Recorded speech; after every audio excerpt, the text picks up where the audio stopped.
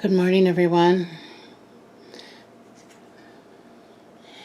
Today I'm going to bring you a short video on my Euphorbia.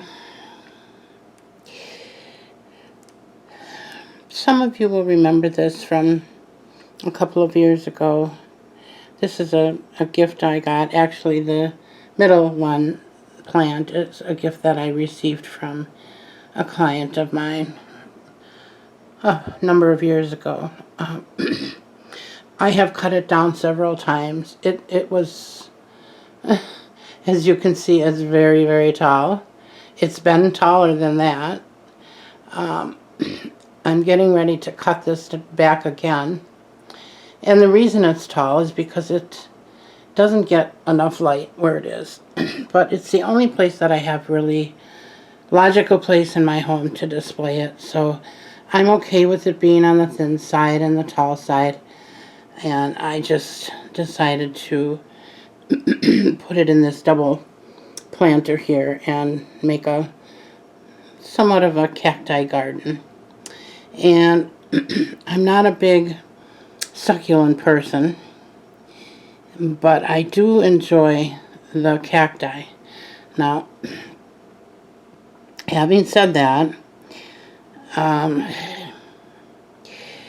one of my issues with raising cacti is that I am an underwaterer, and that's okay. In fact, that's a good thing. But sometimes it's too good.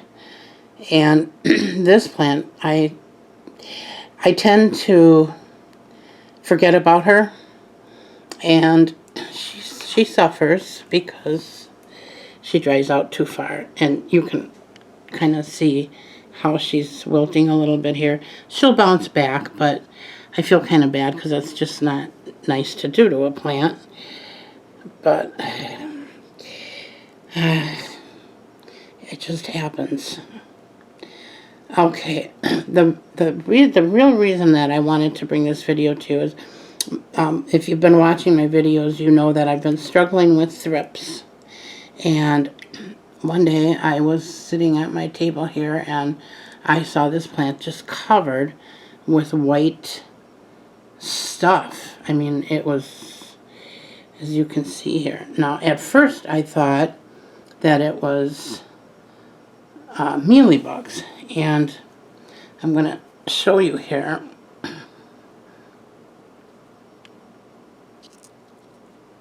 And I'm stretching that bad arm, so forgive my shakiness here.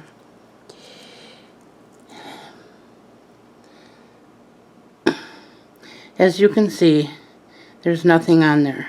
Now, if this was thrips, the tip of this would be either a purplish or reddish brownish color. I'm sorry, if it was mealybugs. And I kind of started ahead of time just to see myself before I started filming, and there's nothing there. So that tells me this is probably damage from the thrips, and that is probably some of the white sap that is inside this plant. Now, I've come across, doing research, I've come across some information that tells me that that sap is extremely poisonous. I've read other information where it's not poisonous per se unless you eat it, but it can be a skin irritant because it's a latex. I'm very cautious to give that information out because I don't know for a fact if it's correct, but that is what I've been finding. I have had the sap on my fingers. In fact, when I cut these, it just runs out like a faucet, and I've gotten it on my hands, and it hasn't bothered me at all. Now, I have a sister-in-law who is very allergic to latex, so I'm going to assume that if she were to get that on her fingers, it could cause who knows what, maybe a rash, maybe something worse. So being very careful when you're dealing with that white sap, and it's in quite a few plants. It's in the the Euphorbia family. It's in the sago palm. There's a lot of plants that house that sap. So when you see that, just be careful. And you want to keep that out of the reach, of course, of children and pets as well. But like I said, I've gotten it on my hands, and I didn't even know it was there, so I'm not too worried about it. Now, I've also been seeing some little webbing here, and I am, at first glance, I thought, oh no, it's spider mites, but it's not. It's it's an actual spider web. I don't know if you can see that, but it's a regular spider web. At this time of year, we have those here. My hubby was kind enough last night to bring the industrial vac, and he just went through the house, did the walls, and as much as he could do after work. I mean, it wasn't a real thorough cleaning, but he did the best he could to try to get down on some of them, because we've been noticing them like all over. Now, I don't want to belabor the subject of my health, but I got to tell you, folks, it's very frustrating. I am the type of person that I used to clean every room so thoroughly. I mean, I washed walls, I washed screens, I washed curtains. I made sure my window wells were cleaned out. I did everything, moved furniture, and I did that on a regular basis almost my whole life. So having to deal with the not so clean house that I'm having to live in it's difficult for me. It really is. But I don't have a choice, so I'm doing the best I can, and I'm considering hiring someone to come and help me. But in the meantime, those little spider webs, it's important to decipher, are they from spider mites or are they just regular webs from regular spiders, because those won't hurt your plants. At least not that I'm aware of. I've never experienced that. So anyway, that's what I wanted to show you today. I'm going to give her a good watering. I was thinking about repotting her, taking her out and giving her new soil and such, but I just did that not too long ago. So because I have so many other plants that need addressing, I think I'm just going to hold off on that for now. And I'm going to